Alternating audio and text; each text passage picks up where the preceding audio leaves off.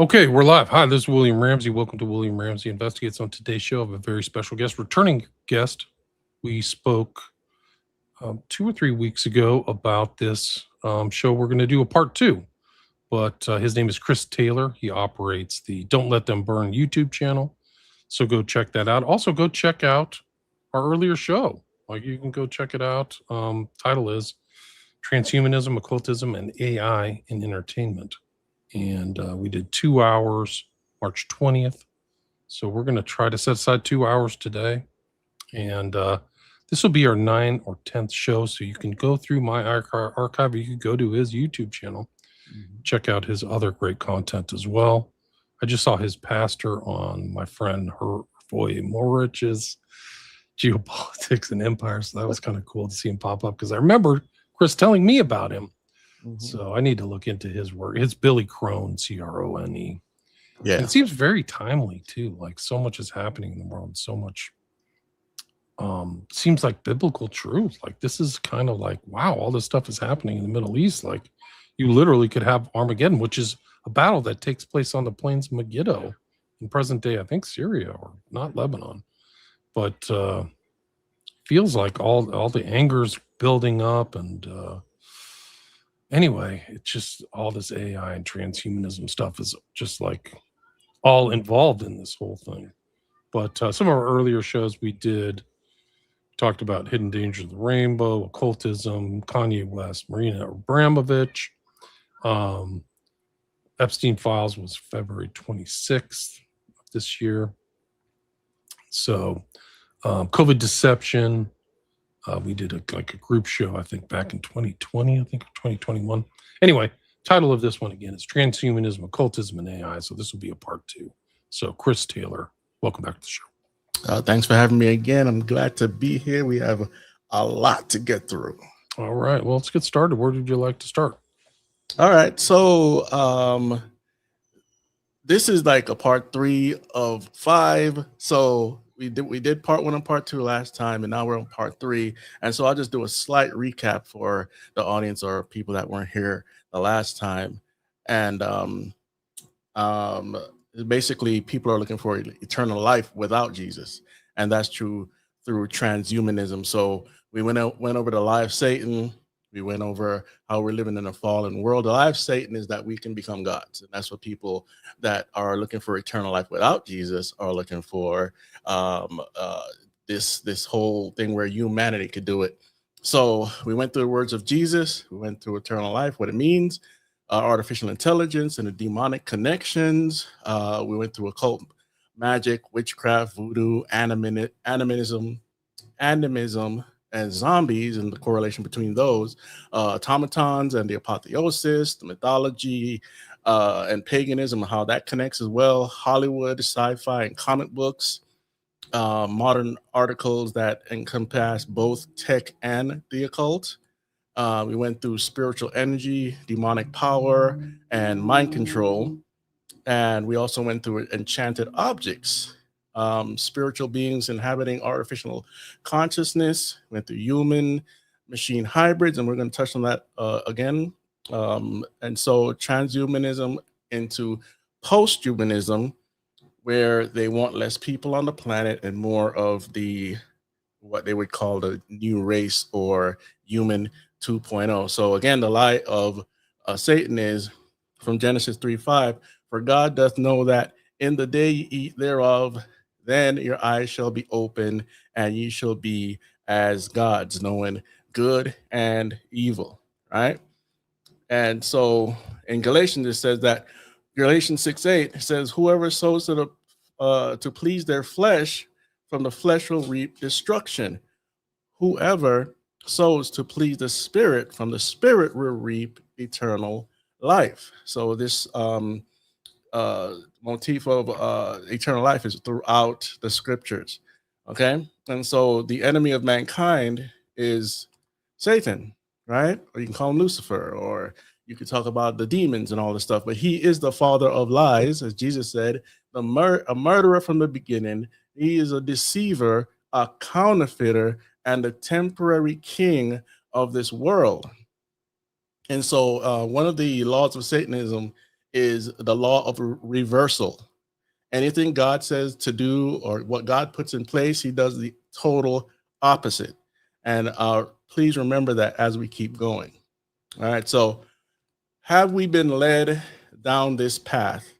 Yes, there is a human component, but we're going to see throughout this that there is a spiritual component as well.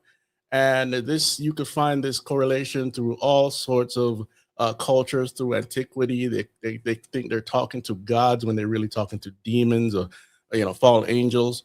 And last time we covered evolution, but we're going to go tread back over that path again, so it becomes clear where since the 1800s, mid 1800s, where mankind has been going since then through the textbooks and all, right? So, is evolution a religion? Yes. And it seeks to convert. It requires total faith. It has a God. Sometimes you can call that an infinity or eternity or the Brahman or the universe. You hear this term a lot. The universe granted me this or that, right? Some of those ideas come from Hinduism. And we don't have time to go over that tonight, but just keep that in mind. And you can research it for yourself. And does it have a temple? Yes, the universities. And this is the same stream where we get the deluge of Marxism, right? Evangelism, it comes through the media, whether it's books, doesn't matter, your news media, your movies, doesn't matter which form of media, it's there. And so the prophet is Charles Darwin, even though he wasn't the one that totally came up with the idea of evolution. So anyway, the enemy of evolution is creationism. God created the world in 6 days and rested on the seventh.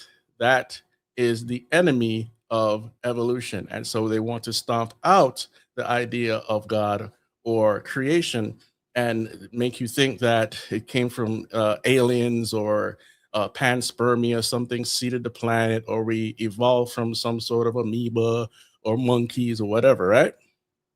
And then just a side note for a minute, we are also dealing with scientism. Basically, this is a religious belief only in science. Science will cure humanity, help humanity get to the next level of evolution, right?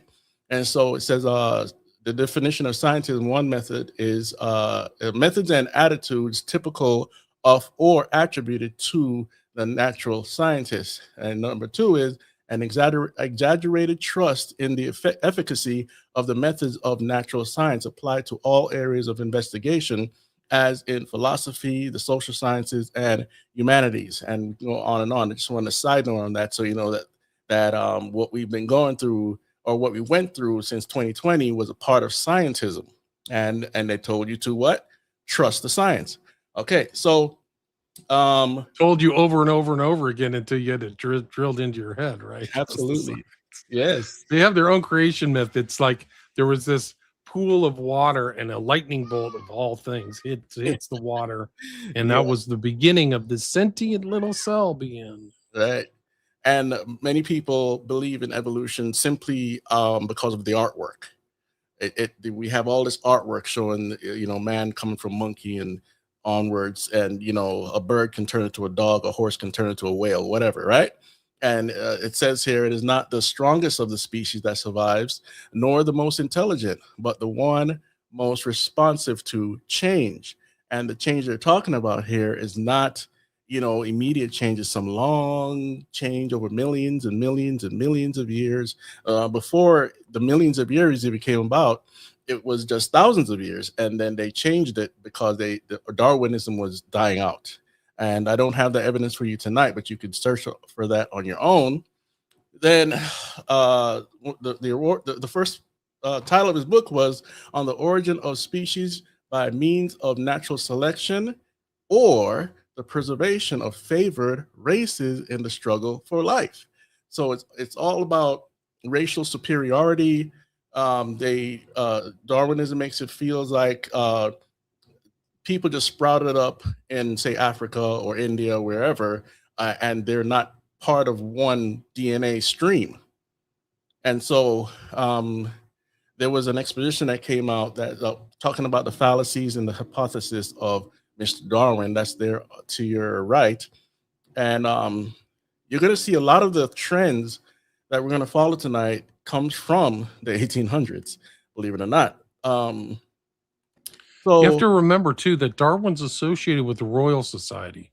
So a lot of these presentations and stuff were done through the king and the queen, like literally through the royal family mhm, supported it. So this whole it's not a mistake that these ideas were formulated and promoted at the time when the British Empire really ruled the world, right? Because mhm, this ideas justified their empire because yeah, they saw themselves as like the struggle for the favor and influence Hitler and all this other stuff. yeah, yeah. It And led to just horrors like mhm, Darwinism. oh yeah.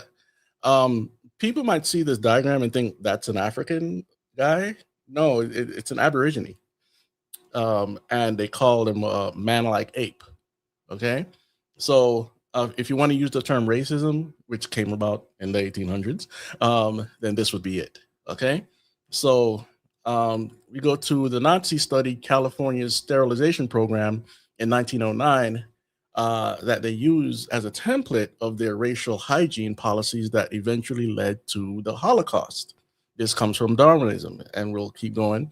Eugenics did not end after World War II. California's sterilization program continued until 1979. The British Eugenics Society lasted until 1989, then changed their name to, I think it's the Galton Institute, then the Adelphi Genetics Forum in 2021. So eugenics never went away.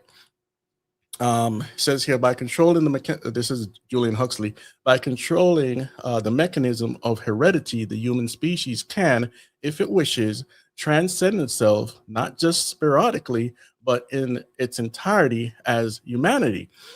If enough people can truly say, I believe in transhumanism, then the human species will be on the threshold of a new kind of existence, as different from ours as ours is from the Pekin man.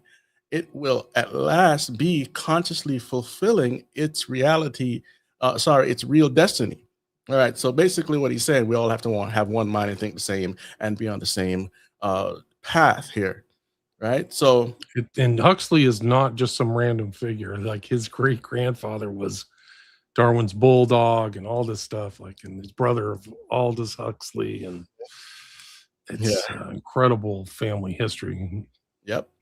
So the second wave eugenics, the Tescrill bundle, it involved transhumanism, extropanianism, singularitarianism, cosmicism, which we touched on a little bit last time, rationalism, effective altruism, and long-termism. The aim is not just to improve the human stock, but transcend humanity altogether.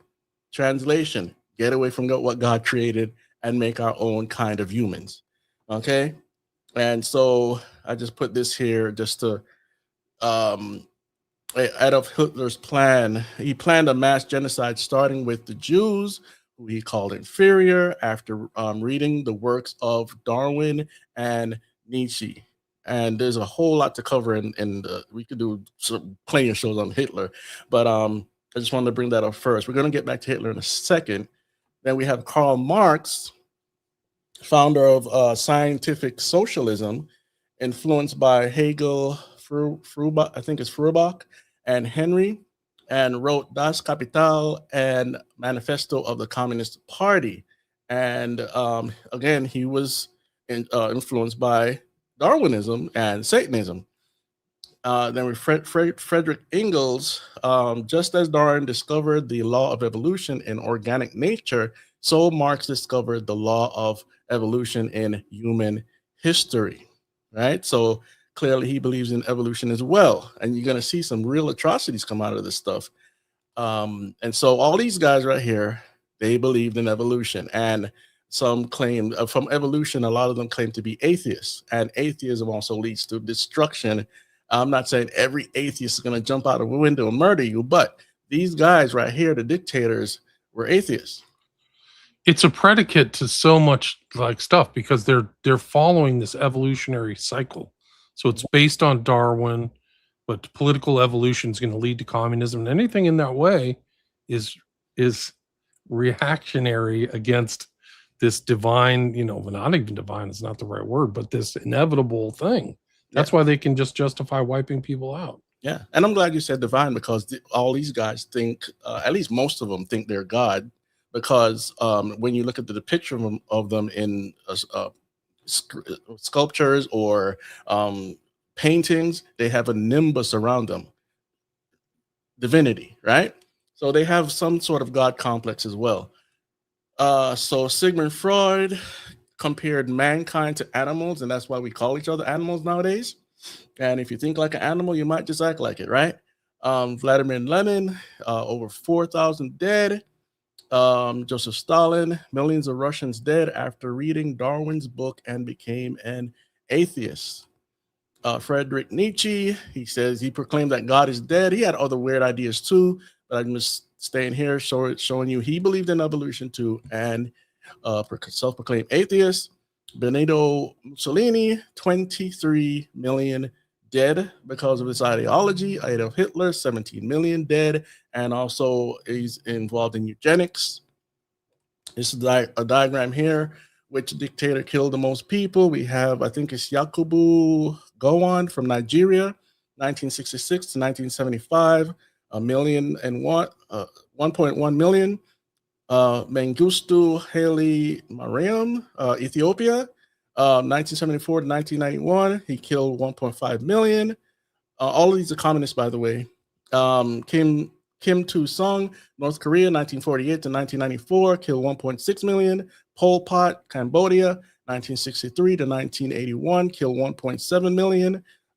Ismail Enver Pasha from Turkey, 1913 to 1919, killed 2.5 million people. Hideki Tojo from Japan, 1941 to 1944, killed 5 million people. Leopold II of Belgium, 1865 to 1909, killed 15 million people. Again, Adolf Hitler, 17 million. Joseph Stalin, 23 million. And Mao Zedong, 78 million in China. Okay, so it just keeps getting worse and worse as time goes on, right? So then just another diagram for you.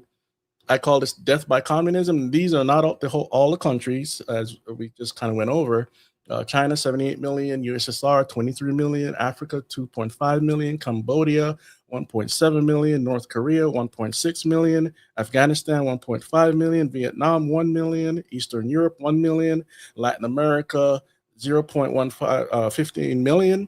So that's just show you the death toll that comes out of erasing God from your memory and your culture and supplanting it with Satanism over the people.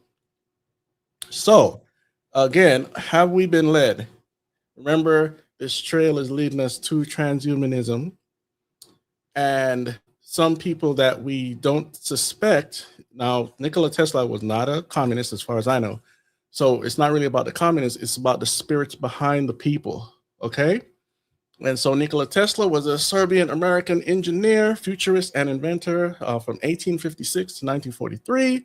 And he said, here, I don't have it on screen, but I'm going to read it to you. It says, my brain is only a receiver. In the universe, there is a core from which we obtain knowledge, strength, and inspiration. I have not penetrated into the secrets of this core, but I know that it exists, right? So that's regarding the realms. Now, regarding signals, he says, I can never forget the first sensations I experienced when it dawned upon me that I had observed something possibly of incalculable consequences to mankind. I felt as though I was present at the birth of a new knowledge or the revelation of a great truth. My first observation positively terrified me, as there was present in them something mysterious, not to say supernatural, and I was alone in my laboratory at night. But at that time, the idea of these disturbances being intelligently controlled signals did not yet present itself to me. The changes I noted were taking place periodically and with such a clear suggestion of number and order that they were not traceable to any cause known to me. I was familiar, of course, with such electrical disturbances as are produced by the sun, aurora borealis, and earth currents, and I was as sure as I could be of any fact that these variations were due to none of these causes.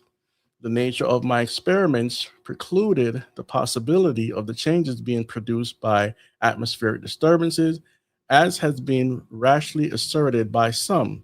It was sometime afterwards when the thought flashed upon my mind that the disturbances I had observed might be due to an intelligent control.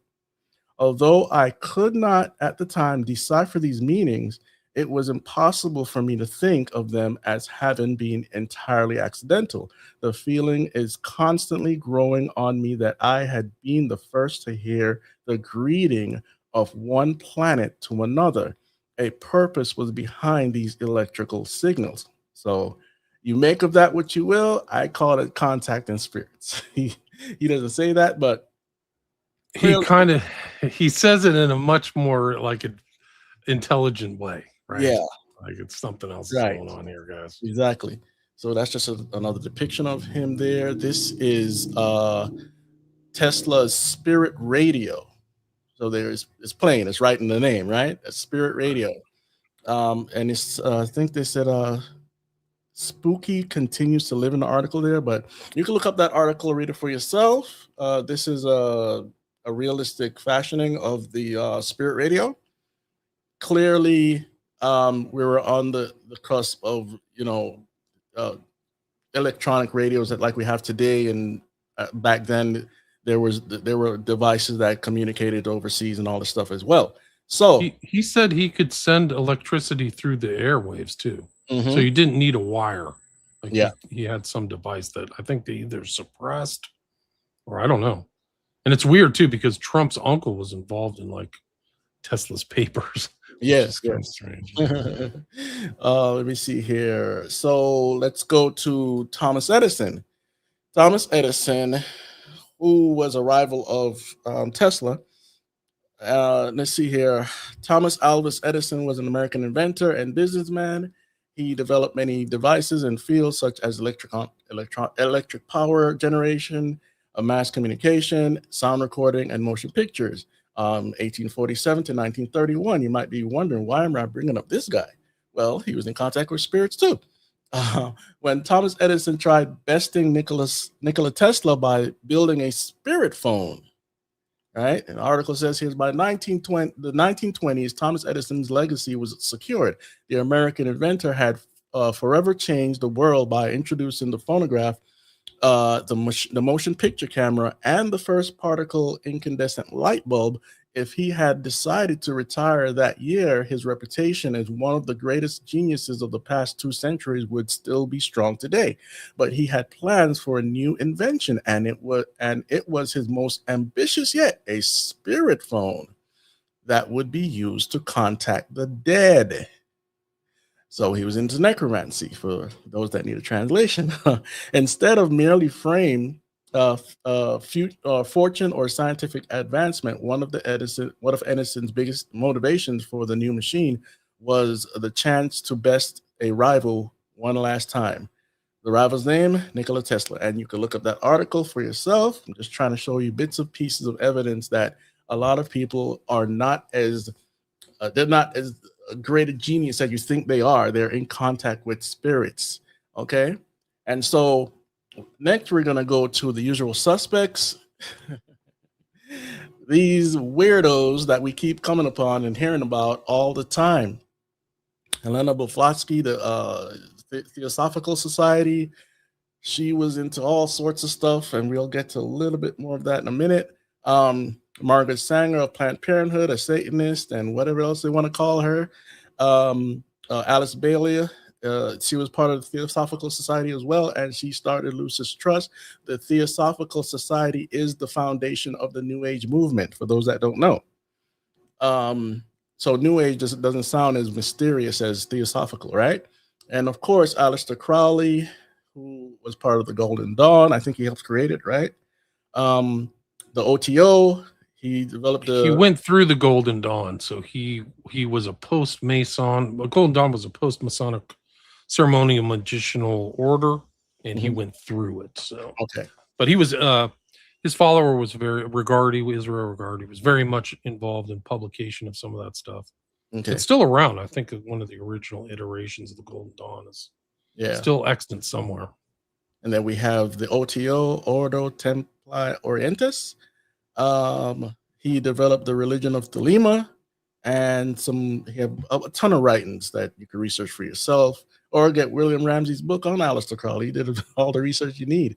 And that little bulb head thing up there is Lamb, the alien-looking thing that contacted him. He was contacted by more than one spirit, but this is this is the one that people know the most about.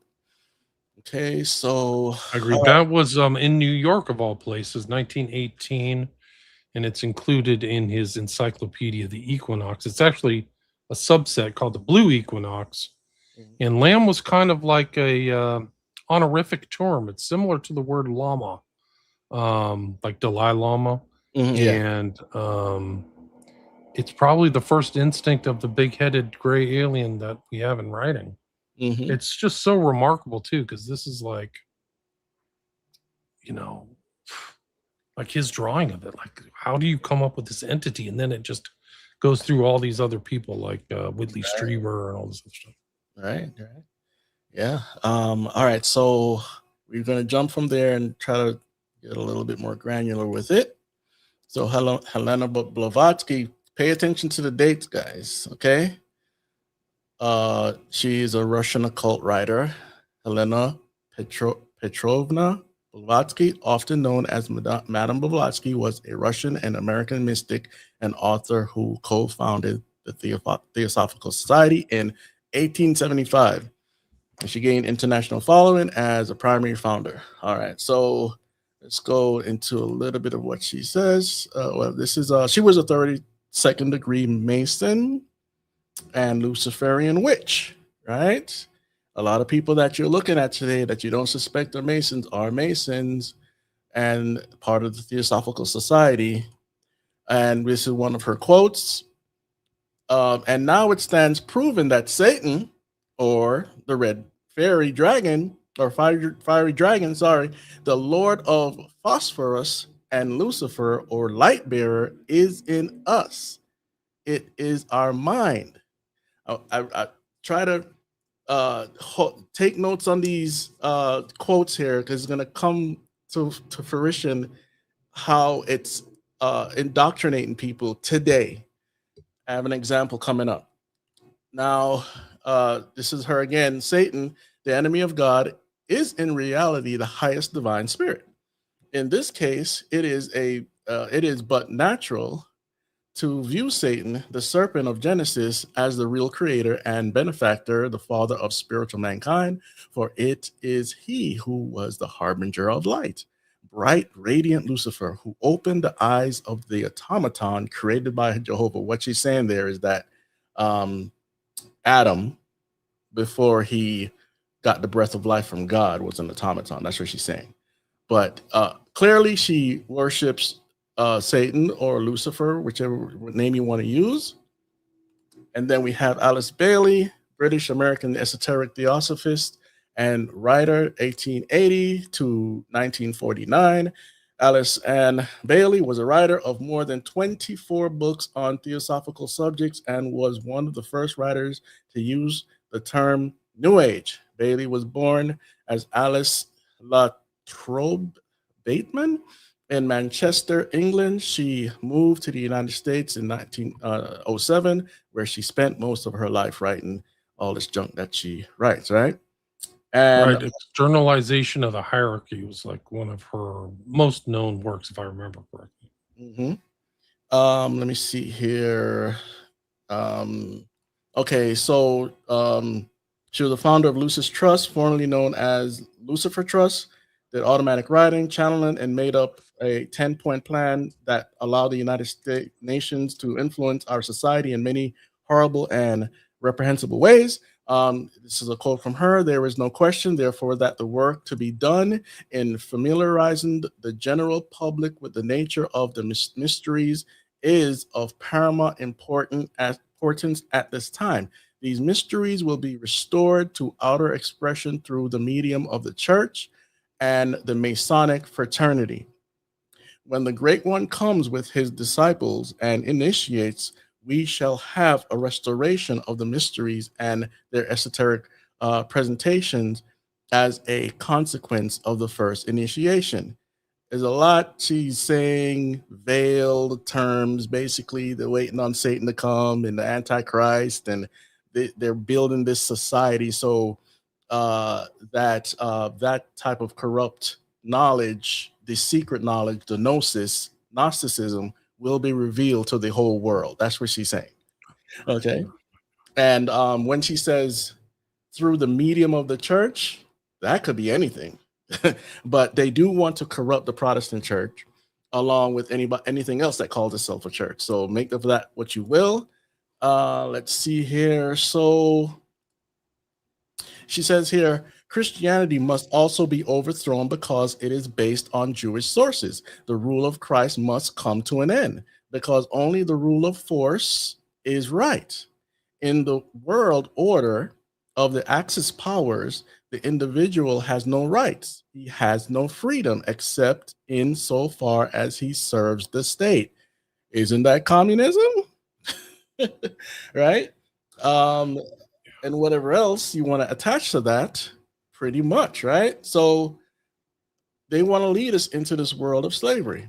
It says here that between 1919 and 1949, her death, she produced 24 books, including the autobiography. 19 of these books were supposedly written by her Tibetan master, which is a demon, or Dual Koal, or Kull.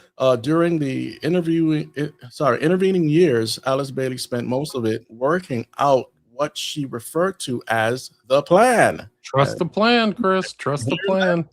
Right? The results of, and by the way, in that whole, movement, there was a lot of New Agers. Theosophical Society, Theosophy, again, for those that don't know, is the New Age. Okay.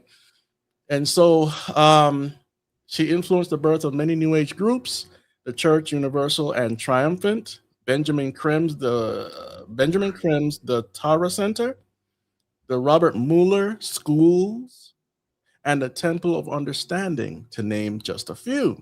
So it already infiltrated what we would call the church. All right. So this is just a diagram showing some of the people I don't know all the names here, but Alice Bailey is in here somewhere. I downloaded this like over 2 years ago. Is that the Ascended Masters or something? Yeah, yeah. So they have all these other Saint Germain, Dewaj Cool. I don't know. They have all these Ascended Masters, and they're just Rikorsky is one of them. That's who's apparently. Well, he used to say that. David Icke used to say he was in contact with Rikorsky. I think he dropped it once people realized, whoa, this isn't Christianity, bro. Right. But there's this winding stairway to heaven. Yeah. And for people that always hear about two pillars, it's all there. For people that always hear about the checkered floor, that's because it's a symbol of duality, the fusion of opposites. Again, we talked about the force and all these things before. So moving along, here's a poster or a flyer of the Theosophical Monthly, which is there's Lucifer. This is a publication, Lucis Trust, whatever. And you got H.P. Blavatsky there and Mabel Collins. So they were writers for this. And right next to it, this is one of the patches I believe they had or something like that. Oh, Lucifer, please take my hand. So again, this is so anyway, I know where that is. Out of the Theosophical Society and the United Nations, this is the prayer room in the United Nations. Okay, now I have a kind of long diagram to read here They Next, call it the meditation room, which is medita- very in like the terminology of the New Age and Theosophy is this whole, or even the modern kind of stuff of what Blavatsky was into was this whole meditation stuff. They love the meditation. You can go to their website too, the oh yeah, Lucis Trust. Yeah. yes. And what's coming in a minute I think it will wake some people up to how real this stuff is. But I'm gonna read. This is pretty long-winded, but I think we need to get through this, right? So, United Nations Meditation Room, Lucis Trust, is sponsored by, among others, Robert McNamara, former Minister of Defense in the USA, President of the World Bank, member of Rockefeller Foundation, and Thomas Watson, IBM former ambassador in Moscow. Lucis Trust sponsors, among others, the following organizations: United Nations, Greenpeace International, Greenpeace USA, Amnesty International, and UNICEF. The United Nations has long been one of the foremost world harbingers of the new spirituality and the gathering New World Order based on Asian occult and Freemasonic principles. 7 years after the birth of the UN, a book was published by the theosophist and founder of the Lucis Trust, Alice Bailey, claiming that evidence of the growth of human intellect along the needed perceptive lines for the perception of the New Age can be seen in the planning of various nations and in efforts of the United Nations to formulate a world plan. From the very start of the unfoldment, 3 occult factors have governed the development of all these plans. And this is a quote from Alice Bailey's Discipleship in the New Age, 1955, on the Lucis Press, Volume 2, page 35. And so moving along, although she did not spell out clearly the identity of these 3 occult factors, she did reveal to her students that within the United Nations is the germ and seed of a great international and mediating reflective group, a group of thinking and informed men and women in whose hands lies the destiny of humanity. Oh, that's big, right? This is largely under the control of many fourth ray disciples. William, do you understand what the fourth ray is? Explain it to me. I forgot, man. Well, it's some kind of like rays, like the way that there's like the light and the rays. They're different levels of people involved, so it's some kind of hierarchical thing, if I remember correctly. I don't know. Okay, and if I'm not mistaken, General Flynn might be a part of this. He did say something that resonates with Elizabeth Clare Prophet. Like, I think we did a show. Didn't we do one where my memory's not that great, but I thought I did a show with somebody where like he's repeating stuff she said word for word. Yes. So it says here, if you could but realize it, and their point of meditative focus is the intuitional or Buddhic plane, the plane upon which all hierarchical activity is today to be found. To this end, the Lucis Trust, under the leadership of Foster and Alice Bailey, started a group called World Goodwill, on an official non-governmental organization within the United Nations. The stated aim of this group is to cooperate in the world of preparation for the reappearance of the Christ. For those that don't know, this is not talking about Jesus Christ, okay? They use the term Christ to kind of get past your defense barriers in your brain. So, and this from One Earth, the magazine of the Findhorn Foundation, October 1986, page 24, issue 6. Findhorn is their kind of Esalen. It's very north in Scotland. It's actually kind of close to where Crowley's place was on Loch Ness, but it's kind of like a new age spiritual place. Right. So it's kind of important to understand, like, that's where they go to do their meditations and stuff like that. And for those that don't know, New Age it takes from every religion and counterfeits some of Christianity to kind of, again, get past the defense barriers. Yeah, it's like a perennialist. It's like they get all this knowledge from other places. Yeah. So in the original plan for the new headquarters, a tiny room had been provided as a place dedicated to silence, where people could withdraw into themselves regardless of their faith. So we have a one world religion type thing going on there. Creed or religion, but Dag, sorry if I butcher this, but Hamar Skold, I don't know. Yeah, Dag Hammarskjöld. Yeah, it's a tough Um, one. He died mysteriously. His plane crashed in like Central Africa, right around I think when they were taking over the Congo, and it's pretty much proven that he was taken out. And he was wow. killed in a plane crash. So Dag wanted something more. He actually had sympathy for like Africans, which get you killed right off the top. Like I think that he was trying to prevent like the looting of the Congo, and Oh yeah. that's a life ender. Oh yeah. So Dag wanted something more dignified. In his efforts, he was supported by a group composed of Christians, Jews, and Muslims, the Friends of the UN Meditation Room, okay, who combined their efforts and provided the money for a room worthy of a world organization. The work on the room began by Mr. Hammarskjöld, personally planned and supervised in every detail the creation of the meditation room. Journalist Pauline Frederick gave another example of his interest in an interview for the UN Oral History collection. Quote, he was instrumental in creating what he called the meditation room. He said that the house, which he referred to the UN frequently, this house must have one room dedicated to silence. For those that are wondering why silence, because in Buddhism and the Eastern traditions, you empty your mind, you get into a silent place, you don't think about anything, and suddenly, depending on how much you concentrate, you might get greeted by a spirit. Okay, so I remember very distinctly one night when I heard that he had been working most of the night, and about 2 o'clock in the morning, he called some of his aides in, and they assumed that they had been some bad news from one of the fronts where the United Nations emergency forces were then located. But he said, quote, I want to go down to the meditation room.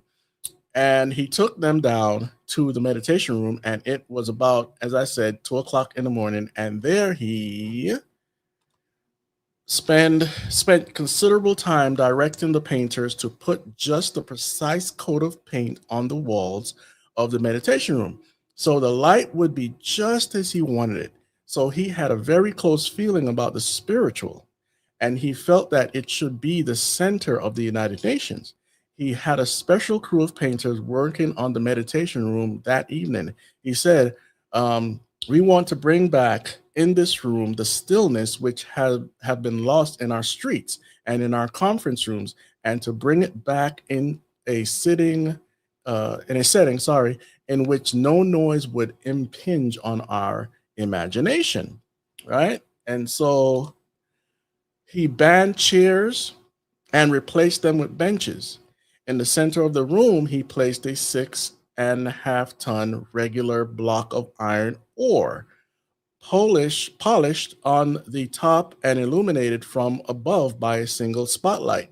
This block, which was a gift of the King of Sweden and a Swedish mining company, was the only symbol in the room. Mr. Hammarskjöld described it as a meeting of the light of the sky and the earth.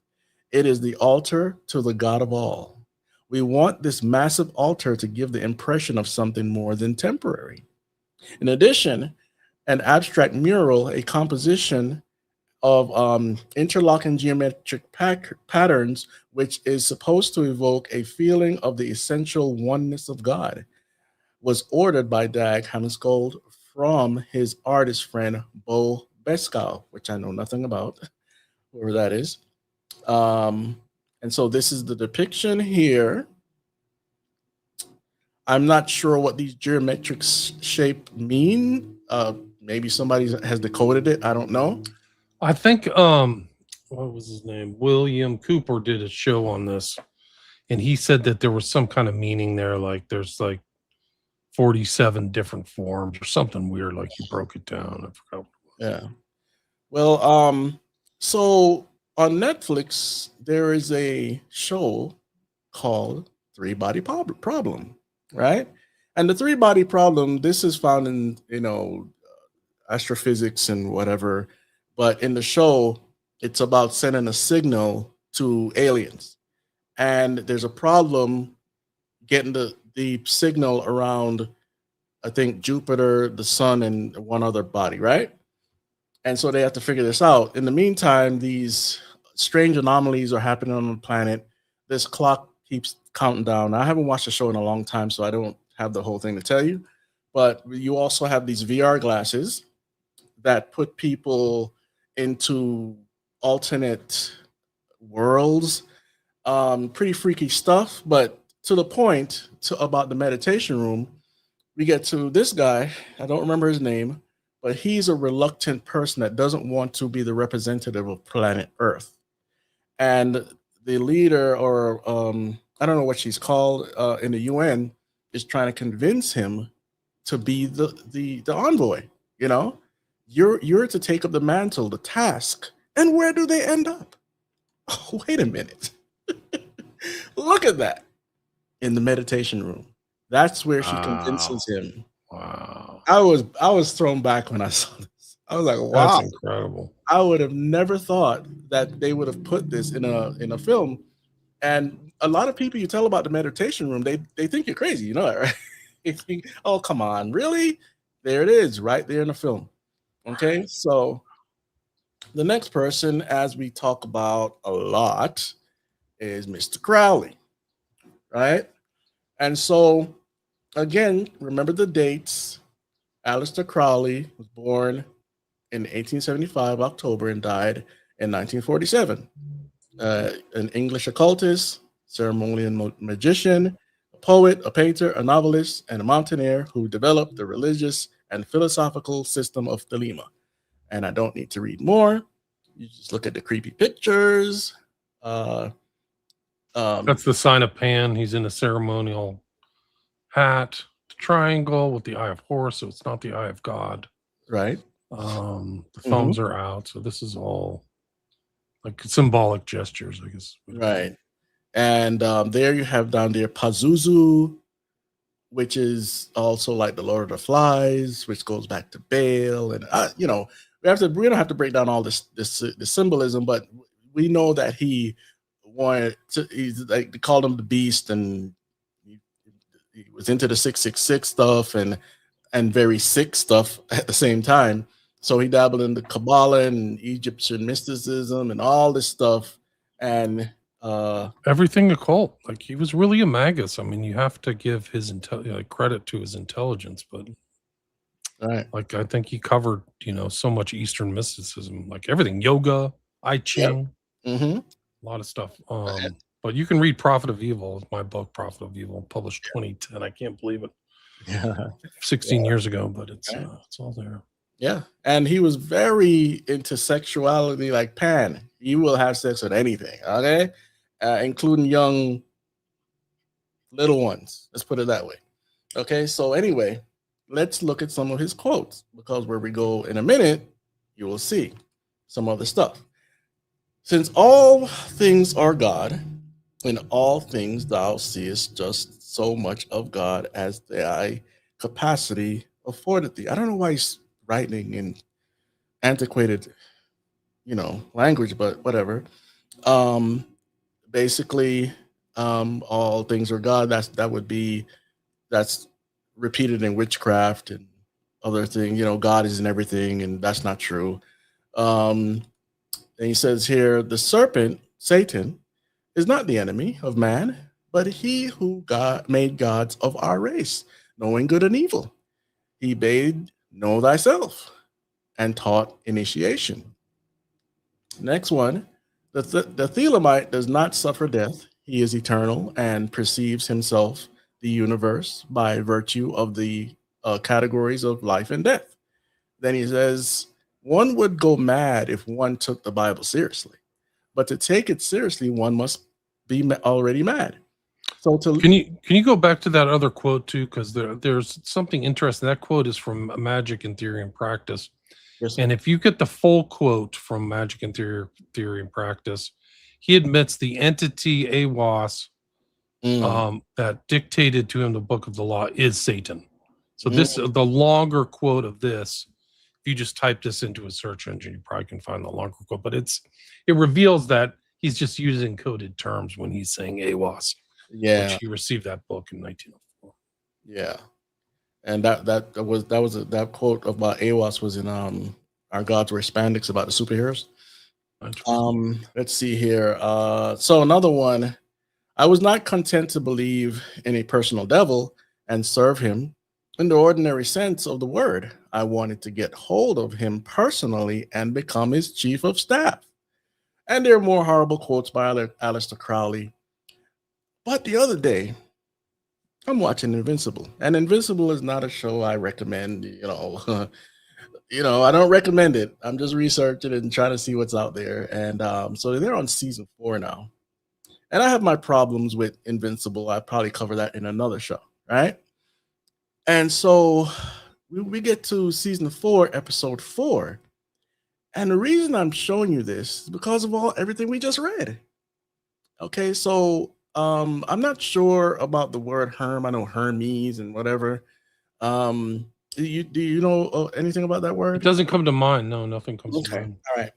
So the premise of the episode is they're in hell, and Mephistopheles, aka Satan, is there, and with his demon people, or whatever you want to call them, not people, but there's spirits, whatever. And they get defeated by Volcanica. This is, of course, you got to separate the myth from the allegory to the reality, right? And so Satan stands defeated, and his demon friend Damien says, "We need to conjure somebody to come and help us." And what they try to do was conjure who's called Omni-Man. Omni-Man is the one there in the gray and red cape to the left. Okay, that's Invincible's father. So they decide to conjure him. So they do this blood ritual, which is not surprising. They're in hell, they're demons, whatever, right? And so they start the ritual, and of course, there's the blood, and they start a ritual. They start saying weird stuff, so I didn't really bother taking those words to try to repeat them here, right? So they do the pentagram, and the portal starts to open, and chains come out, and Invincible shows up. He's not supposed to be there. It's supposed to be Omni-Man, but Omni-Man isn't on the planet. He's away, either dead or alive. No one, most of them don't know where he is, right? And so Invincible, he says, "Oh, not Omni-Man. This is Damien right here, the demon that the secret, you would call it the CIA or NSA of that universe. They worked with this demon to solve cases." And so Omni-Man's like, "Whoa, so hell is actually real." Now, Omni-Man, I wouldn't call him I'm sorry, not Omni-Man, but Invincible, I wouldn't call him a Christian. But he believes in hell, he believes in heaven, and he believes in a God, but he's not, I wouldn't call him saved or anything like that. Right? So what you're gonna witness here is the deconstructing of Invincible, his thoughts, his beliefs by a demon and by Satan. And when I saw this episode, I was blown away. This is just straight Crowleyism or whatever you want to call it, right? So Demon says, yes, hell, demons, and Satan. Basically, it's all real, right? And then he says, Invincible says, aren't demons the bad guys? No offense. He says, do not let surface dwellers superstition cloud judgment. And Satan, not evil. Didn't we just hear this before? Right? He says, your world not threatened by Satan. Your world exists because of Satan. He says, okay, what? And he says, surface dwellers live in sixth age of existence. Now, this is where the fantasy, the imagination, the mythology starts to come in, and then they'll get back to indoctrination, right? So just bear with me for a second. And so basically, the surface dwellers are unaware of previous 5 ages. Surely notice giants, monsters, behemoths that remain. He says are from the second age. They're not a radiation thing, basically like how Godzilla was made by radiation and all. That's what he's trying to allude to. And so He says, and thankfully are lesser creatures than old ones from first age, right? And Satan and demons are of fifth age. We do not speak of third age. Well, he says, Invincible says, well, you also left out the fourth. And Damien does this thing where he's trying to make a joke, but it falls flat. But anyway, fourth age was chaos. For millions of years. Now, this is evolution, guys. The millions of year thing that comes from evolution. For millions of years, a vial ruled planet above and below. Now, the vial that he's talking about it's kind of an allegory, but at the same time, he's talking about like what we would call titans. Okay, rule the planet above and below, right? And so there are foul creatures with eternal hunger, cannot be killed. Somehow survived the fifth age. War between us lasted eons.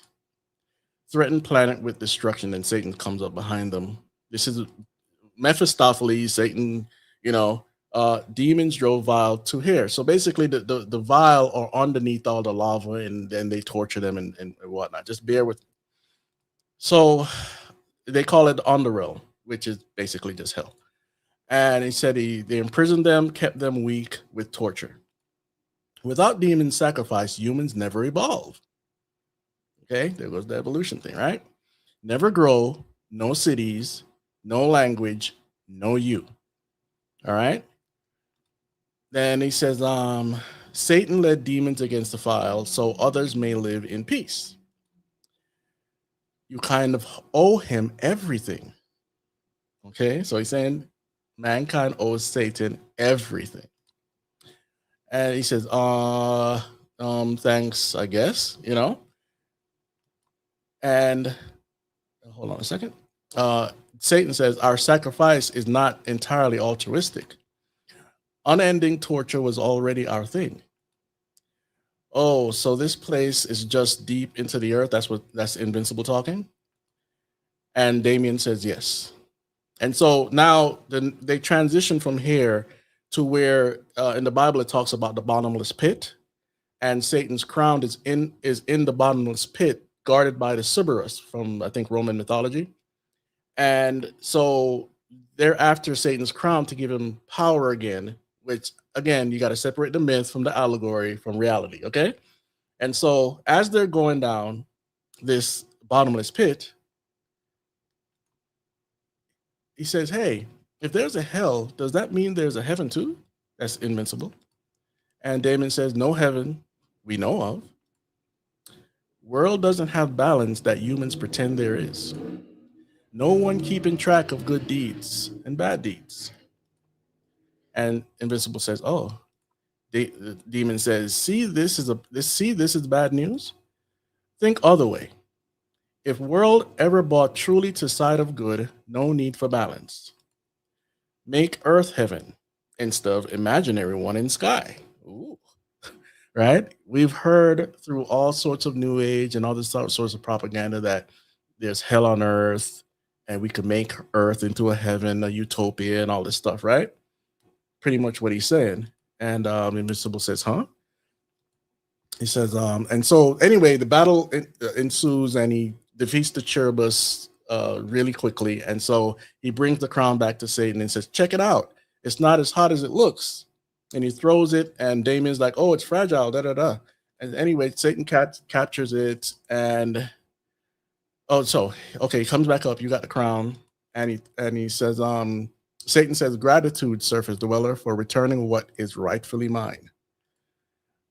Eons ago, he starts his diatribe now. Eons ago, I rose from the blackened ash of the reign of chaos and claimed the infernal throne. Oh, by the way, guys, demons and Satan, they fear hell. They don't want to be there. So it's not a king in hell, Mephistopheles and Mephisto and all that stuff. No such thing as this. So eons ago, I rose from the blackened ash of the reign of chaos and claimed the infernal throne of the reign of chaos and claimed... Oh, okay, wait a minute here. I forged this molten crown and imbued it with the souls of the vanquished. With their power coursing through my vessel. I ruled over an era of peace, right? Okay. the underrealm had never seen. In the millennia of my rule, nary in tooth without flesh and gnaw, our kind grew fat and satiated, but also weak. And this is where he's transforming into his true form, according to the story. Torment of the vile does not prepare one for war. We must draw upon the memories of the old, the tearing of muscle and shattering of bone, the glory of domination.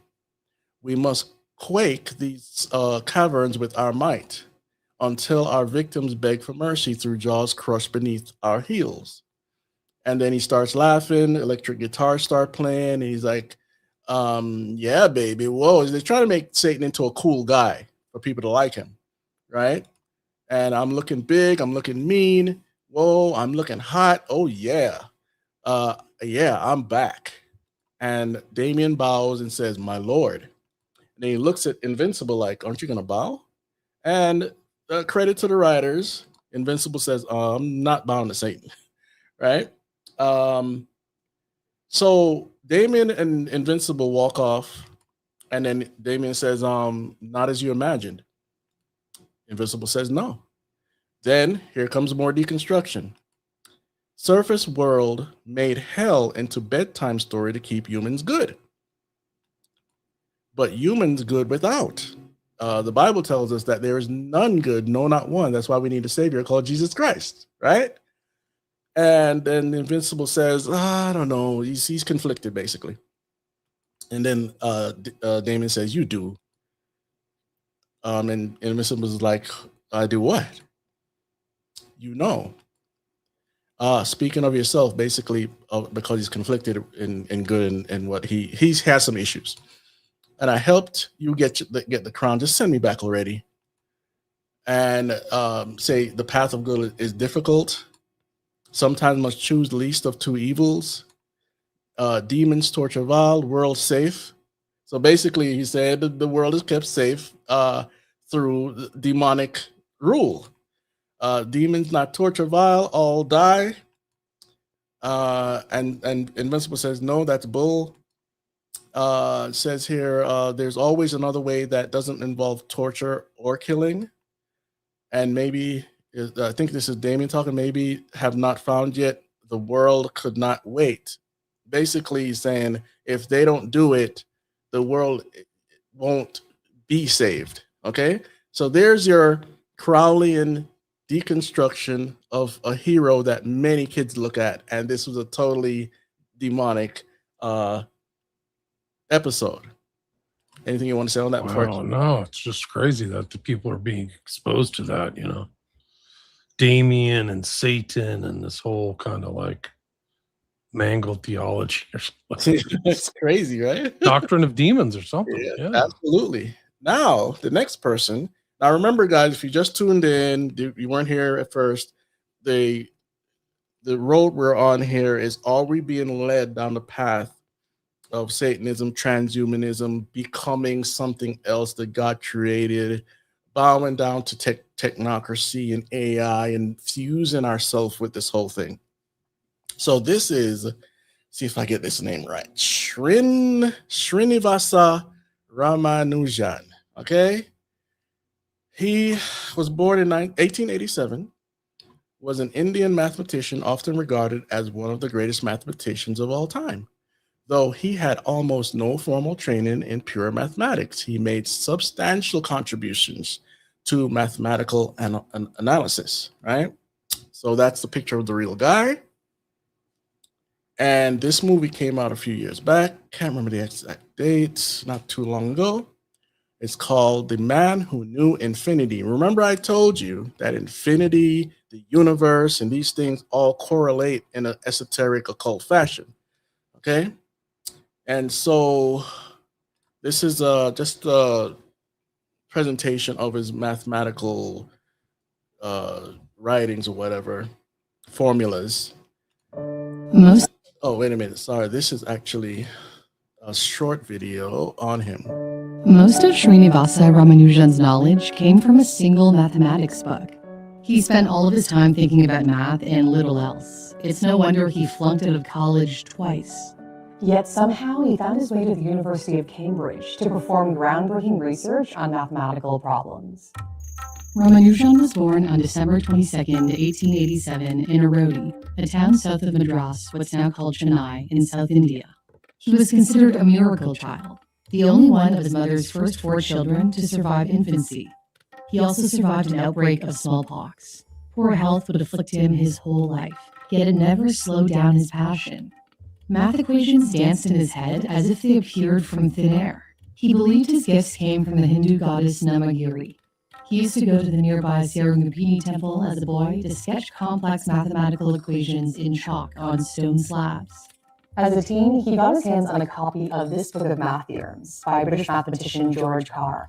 It was meant as a teaching aid for students. However, many students actually struggled to read this book because it listed answers without showing the steps to get there. But for Ramanujan, this book awakened the genius in him. Carr's book was like a crossword puzzle, with its empty grids begging to be filled in. All right, so there you have it. So let's go back. Sensing a theme here. Yes. They're all getting information from entities or Yeah. somewhere else. So the movie, The Man Who Knew Infinity, illustrates this. So this is a professor, and they became friends, and the professor is an atheist. Okay, so at this point, the guy's in the hospital, the Indian guy, and so the atheist professor here is saying, "Sorry, I've not been able to be a better friend to you in the traditional sense." And he says, "I know you've needed one, but I'm not very good at all at that. You want," and then this guy's name, you know who I'm talking about. Yeah. He says, "You want us to know how I get my ideas. My God, Namagiri." And I didn't know the background before I saw this movie, so I'm watching this movie. I'm like, "Oh snap! They really admitted it, you know." And so Namagiri Devi, also known as Namagiri Tayar, is a powerful form of goddess Lakshmi and is revered as the goddess of mathematics, particularly associated with the mathematician Srinivasa Ramanujan.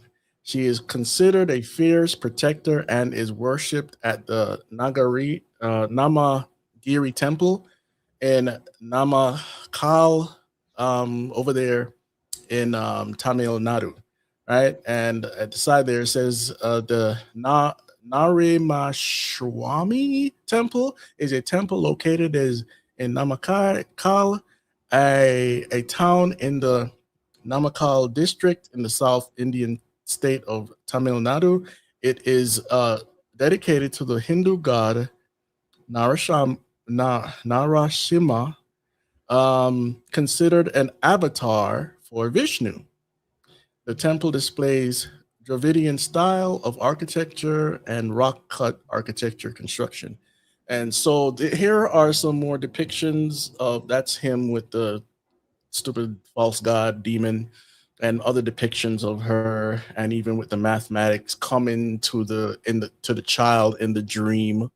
Okay, here are other depictions here, and even this is bold. Namagiri speaks where logic ends, and she's influenced through dreams. All right. So again, a lot of the people that we think are so talented, they're great actors and dancers and magicians and all, a lot of them have demons behind them. This is just a few. These are just a few examples based on the topic we're covering tonight. So Jack Parsons, now you know a lot about him. I do. Turn of the century, 1914 to 1952. John Whiteside Parsons was an American rocket engineer, chemist, and Thelemite occultist. Parsons was one of the principal founders of both the Jet Propulsion Laboratory and the Aerojet Engineering Corporation. This is a picture of him with one of his explosives in his hand, and also his wife, right? Yeah, it's Marjorie Cameron was her name. And she wasn't innocent, guys. Okay. She's not. Yeah. Look at her art. You want to have a bad day, see what she painted. Oh yeah. All right, so let me see here. Strange Angel was a book written by George Pendle. If you want to go do some more research, you want to look into that. And Jack Parsons' Jet Propelled Antichrist is another book. There was also the TV series Strange Angel. He was devoted to Crowleyan, the Crowleyan religion. Okay? Crowley said he was his most important disciple. Oh yeah. Oh yeah. And so let me see here what's written in my notes here. Strange Angel, a drama series created by Mark Heyman, of Black Swan and the Wrestler, and based on George Pendle's book of the same name, explores a dramatic intersection between genius and madness, science and science fiction. The story follows the life of Jack Parsons, a mysterious and brilliant man in 1930s Los Angeles, who by day helps birth the entirely unknown discipline of American rocketry, and by night is a performer of sex magic rituals and a disciple to occultist Aleister Crowley. One of the quotes from a book, it says, "But Parsons was a complicated individual. He signed a document stating that he was the Antichrist. He dedicated his spiritual life to summoning the whore of Babylon, the lustful beast riding divinity prophesied in the book of Revelation, in order that she could claim dominion over the entire world." Parsons was born on the 2nd of October 1914, which happened to be the date that Charles Taze Russell of Jehovah's Witness claimed would usher in Armageddon. So we have two occult strands there. And this was from the book by John Higgs, Black Magic, Nazi Scientists, and Nuclear Panic, How We Got to Outer Space. All right, so a little bit more here. That's his wife again. And in the middle there, you see mystical symbols.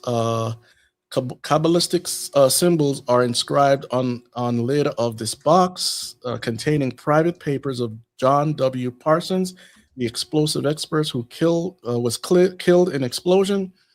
Friends said symbols point to flair for mysticism, which fascinated him as much as deadly explosives. All right, so next we have, unless you have anything else to say about Parsons. When he was involved in unspeakable depravity. He thought he was like the one who came after from the Book of the Law. He wrote his kind of follow-on, like another chapter. Book of the Law came in 3 chapters, so he wrote supposedly a 4th. And he took the oath of the Antichrist. Yeah. And he supposedly met the devil, like the devil appeared to him at a very early age. And he had a very inappropriate relationship with his mother. Yeah. Allegedly, so very dark. And if I'm not wrong, didn't he have another inappropriate relationship with the man we're about to talk about? Yes. L. Ron Hubbard. Excuse me. L. Ron Hubbard, American writer and Scientology founder, born in 1911, died in 1986. Lafayette Ronald Hubbard, was an American author and the founder of Scientology, a prolific writer of pulp science fiction and fantasy novels. Now, remember, guys, there's a huge correlation with science fiction and a lot of things we're talking about tonight, so don't miss that. So he wrote pulp science fiction and fantasy novels in his early career. In 1950, he authored the pseudo-scientific book Dianetics, The Modern Science of Mental Health, and established organizations to promote and practice Dianetics techniques. Right? So most of you should be familiar with Scientology. We're not going to go down the whole rabbit hole, but it's not a church, and it's not even a true religion. It's just a way to suck money from people and brainwash them. So L. Ron Hubbard, well, it's technically a religion, but it's a pseudo religion. You know, they hide their scriptures and metal boxes in the desert and all sorts of stuff. I mean, you got to go do a whole deep dive on Scientology. But I've had an ex-member on my show, and just some of the stuff that they did and how profound it is, they really tried to reach into people's minds and kind of fulfill what Crowley thought about a lot of people as the slave shall serve. I yeah, think that Hubbard was comfortable enslaving people mentally. yeah, yeah. And yeah, I forgot to mention he is a devotee of Aleister Crowley as well. And so it says here, L. Ron Hubbard, inventor of the Hubbard electrometer, its use was to determine whether tomatoes experience pain. His work led him to conclude that tomatoes scream when sliced. Later, he founded the Church of Scientology so he could experiment with other vegetables. So next He also believed that a lot of your like existential pain came from earlier lives, which is evolutionary. So when you were a clam and you experience pain, or somebody hates you, like in a previous life, that was like part of your thing, and you had to get it out of your business. This is true. Like, it's in one of his books. So he integrated ideas of evolution, which is kind of like one of your themes, ideas of evolution, into his pseudo religion. It's a religion. It's just so strange, but it's like self-programming hypnotism. It's almost like A Course in Miracles. Yeah. Well, as you see from where we started to where we are now, there are deep correlations with evolution, atheism, hating God or acting like he doesn't exist.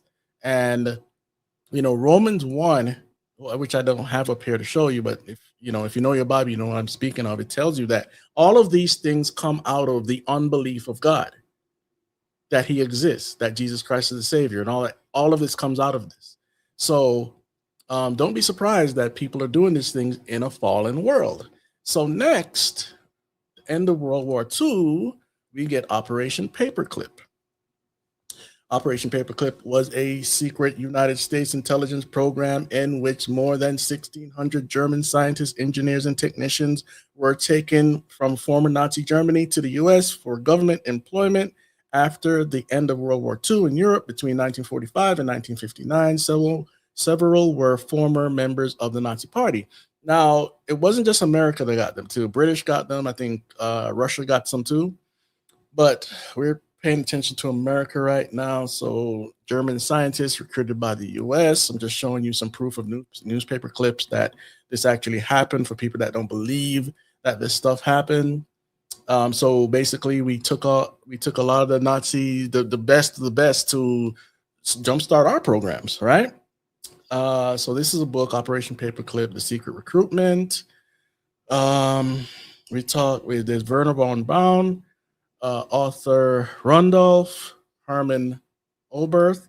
I don't know too much about these guys because I only have so much time to research, but here you can look it up yourself. And Jack Parsons used to call Werner von Braun. They were basically close to each other. So he was calling von Braun, asking questions. So there's a direct connection. And von Braun was literally paperclipped. He was a higher ranking Nazi at a place where they had literal slaves. Like they had war slaves and stuff. It's really dark. Crazy. Okay. So the reading down here at the bottom says Operation Paperclip granted nearly 1,000 German scientists American citizenship. Many had been longtime members of the Nazi Party and the Gestapo and had conducted experiments on humans and concentration camps. At concentration camps and committed other war crimes. The scientists ended up in the U.S. military industrial complex, worked with the CIA and NASA and more. One of the Nazi experiments that continued in America was mind control, known as the CIA's Project MK Ultra, which is a whole nother deep dive. So Annie Jacobson came out with her book, Operation Paperclip, the secret intelligence program that brought Nazi scientists to America. You could pick that up and read it for yourself. Plenty of evidence in there of what happened. And then we get to Werner von Braun, which is a part of that system. I don't have a lot to say on him, but he helped to further NASA. It's reported that he became a Christian later on in his life. I don't know exactly what that means, but I'll take it at face value. It says so he's born 1912, died in 1977, and his name is Werner Magnus Maximilian Freiherr von Braun. Was a German American aerospace engineer and space architect. Give me a second here. All right, so that's another picture of him, and then you have a book written there by Eric Bergost. And that's unless you have more to say on Warner, I'm going to go ahead. Just incredibly smart guy before calculators and all that stuff. A lot of space flight or aerospace, you have to have a very good understanding of like geometry and just high level math thinking. So the guy was really smart. They watched him. Like, I mean, he was involved in World War II. I think he infamously said, like, I shot for the stars and hit London, because he was the head of the V2 rocket, which they like shot into London. It's kind of like German humor, which is not that funny, actually. Yeah. It's so much weird stuff going on with the Nazis. So much spiritual connections and secret societies, and oh my goodness. Overlaps with Blavatsky. Like, they supposedly Hitler had on his side table blowing up Blavatsky's book. I haven't confirmed it yet, but I mean, all the Aryan stuff came out of her, like root races, work, and all that stuff. Right. Yeah. Okay. So next we go to human machine hybrids. I know it might seem like a really large jump to go to this, but this is all connected. Okay. So when we ended up last time on the last show, we ended up talking about Blade Runner. Okay. And for those that don't know, Blade Runner came out in the 80s, science fiction about these robots basically that look human, and people that would hurt them or whatever. It's a long story, but Deckard, who's the cop, who's a human, has sex with this robot here. Okay. Well, that's kind of one of the twists of Blade Runner, is that in the original director's cut, there's a question on whether he's actually human, because he has that dream of the unicorn. Yeah. And then his coworker keeps making him those little origami unicorns. Yeah. And that's his sign to him that the coworker knows he's a robot.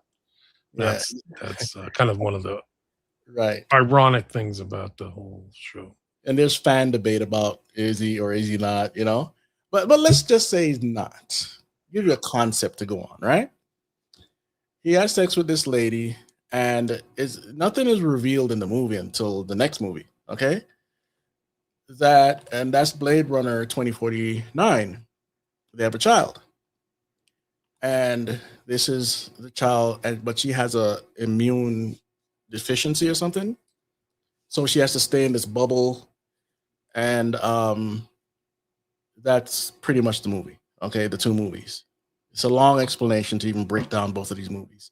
So the question is mankind being led to do things that are unnatural? I mean, clearly the answer is yes, but it's even worse than that.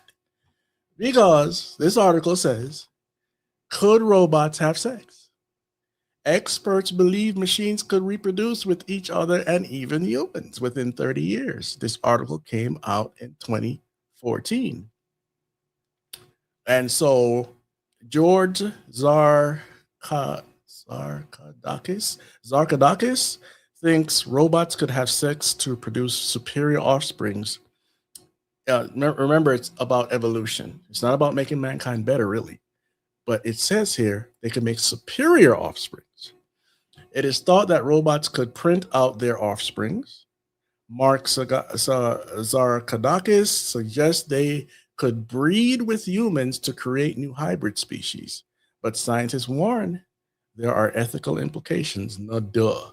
Right?